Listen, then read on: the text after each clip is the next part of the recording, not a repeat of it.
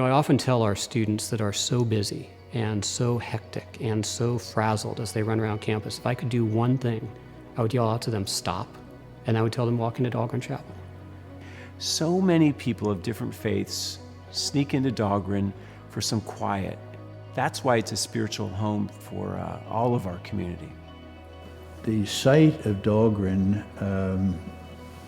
is a symbol of what every Catholic university should be, the Catholic life in the center of the university.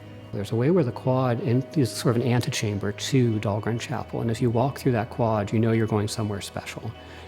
At the heart, geographically at the heart, architecturally in the heart, surrounded by the buildings that are most important to the ordinary operations of a university. And what do we put at the center of that spot? A chapel. And we're very happy with our old, slightly small hearts, which is pumping, though, boldly and firmly and rapidly, and is sustaining this university in ways that we all cannot really measure in the end. That we as a community are investing, are putting time, talent, and treasure into a building like Dahlgren Chapel says something about, again, where our heart is.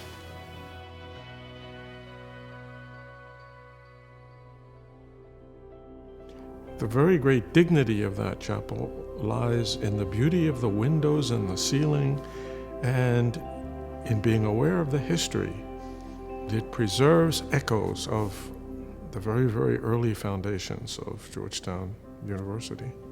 If you're interested in that Catholic identity, it makes sense to make sure the chapel at the center of the campus is in its best possible form. What makes this chapel grand and unique and magnificent is its connection to a community.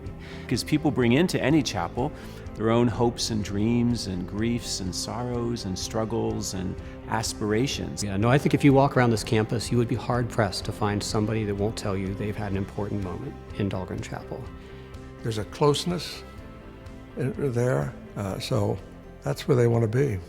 I've done a number of what you might call second-generation weddings to the sons and daughters of folks that I married before. So far, I haven't done any third generation. They'd be a little scary, but that would mean I'd be around a whole long time. It's the most natural thing in the world for someone to want to come back to a place that's already sacred for them, to make it more sacred as their own life progresses. Some of the most powerful times are funerals. I always say there are two things you can do mourning the loss of a dear friend. You can be with those who mourn, and you can pray. And for us, that happens in Dahlgren.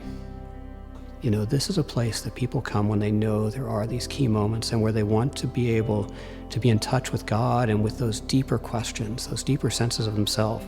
They know that in the quiet of Dahlgren they will find an answer, so they keep coming back. It touches all our lives. Well, you know, you can tell a lot about a place by what it prioritizes and what it chooses to do.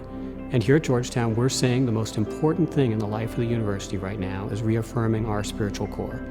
To make Dahlgren a more beautiful place says something about where the heart of this community is now and where it will be into the future. All of you who have donated to Dahlgren have donated because you went to Mass there, you prayed there, you got married there. There's something that space has meant something to you. And you wanted, donors have wanted, to ensure Dahlgren stands and lives and breathes vibrantly for another 100 years, for generations to come.